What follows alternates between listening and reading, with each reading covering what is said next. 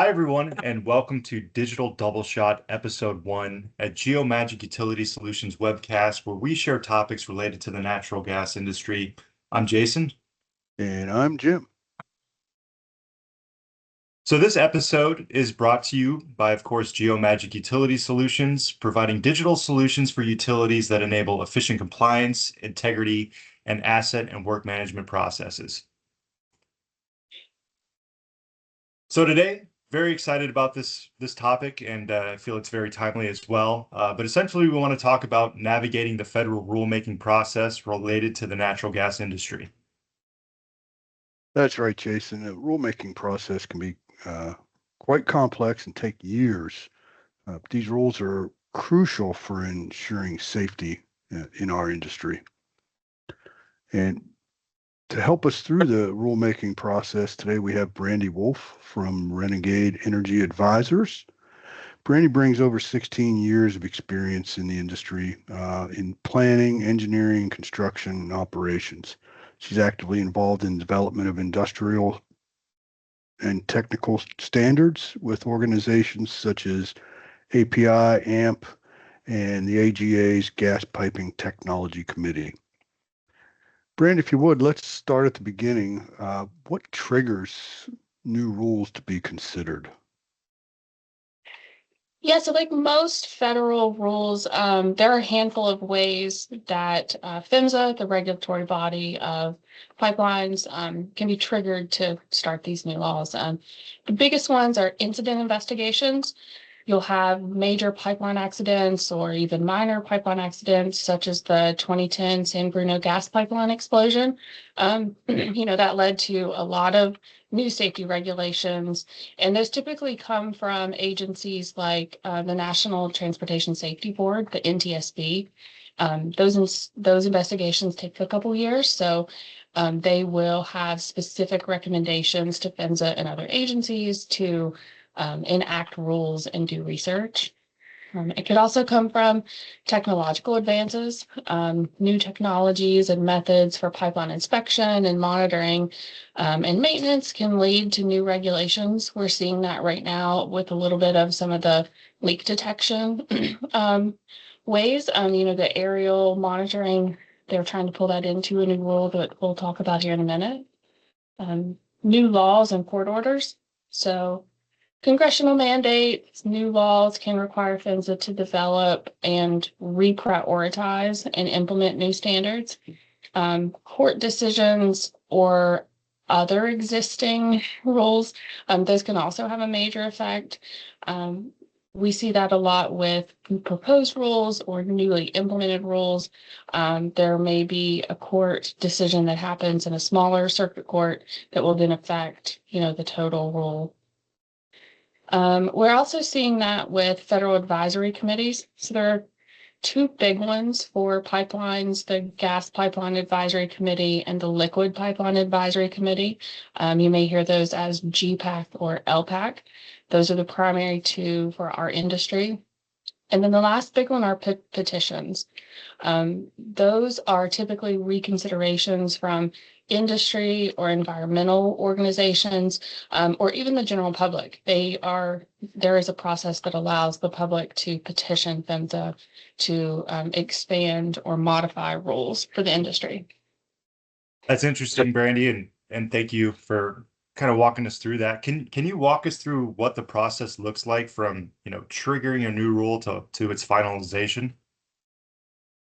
Yeah, so once that trigger happens, the commission will review and decide if they need to put forth any kind of language for consideration.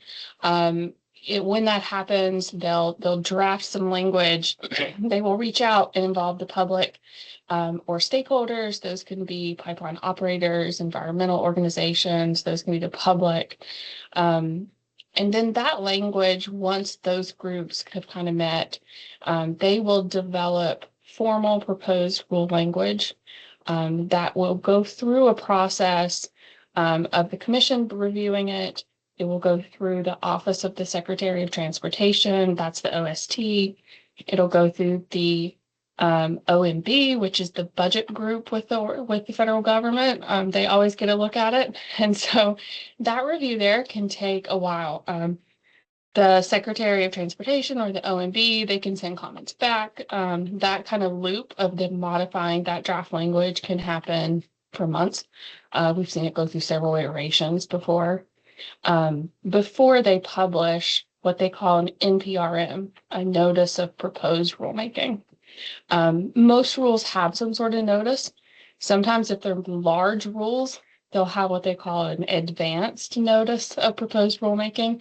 And that means this is really draft language, but we know it's going to be very impactful. We want you to look at it. And that NPRM process then goes through an advisory committee meeting if it's considered significant. And that's when the GPAC and LPAC will provide recommendations to PHMSA on what they would like to see for very specific pieces of the rules. And then again, that rule goes back to PHMSA and it goes through that review process again internally.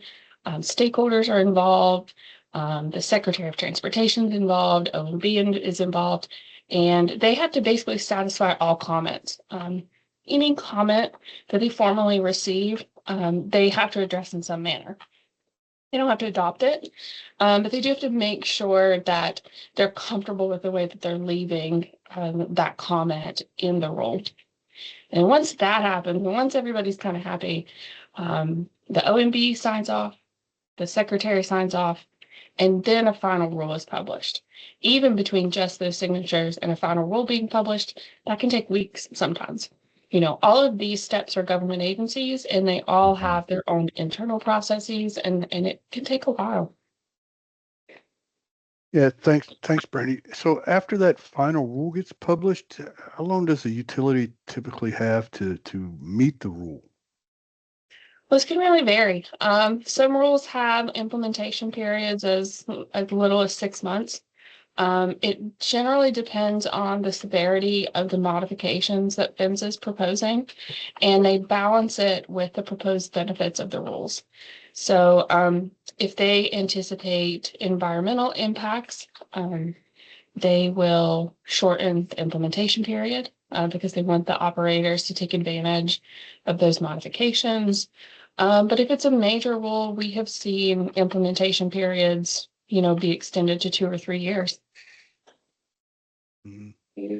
Yeah, and this kind of highlights for me the importance of utilities to start preparing for these final rules once they get a hold of the NPRM.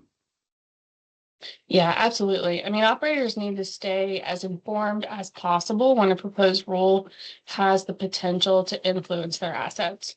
They just need to be as plugged in as they can. Yeah.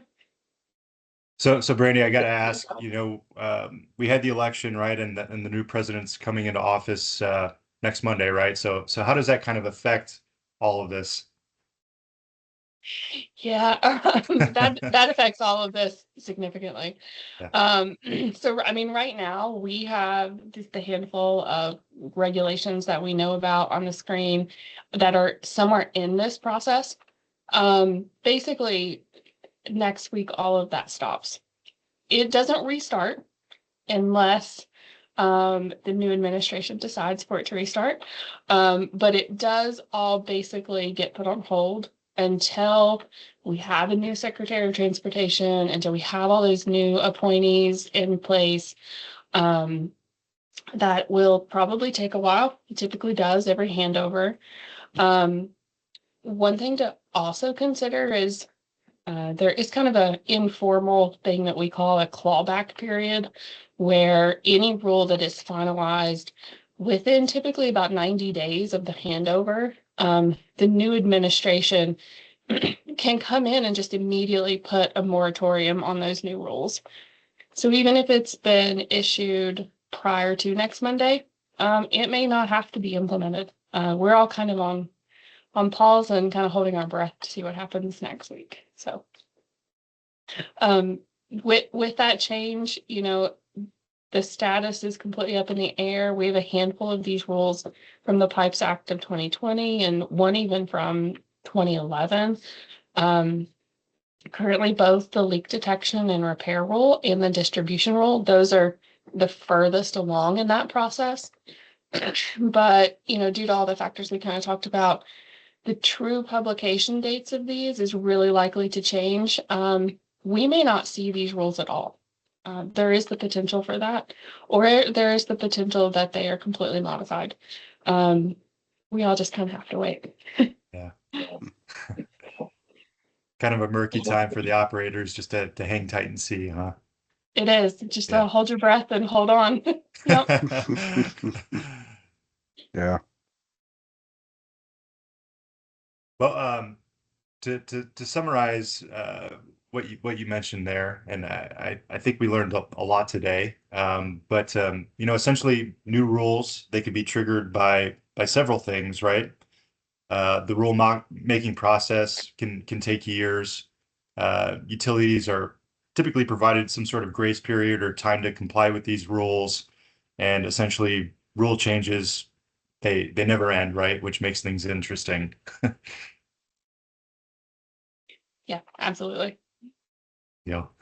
Well, that's it for now. And we want to thank you again, Brandi, for joining us. And we appreciate all of you who've joined on and listened, and we hope you stay connected with us.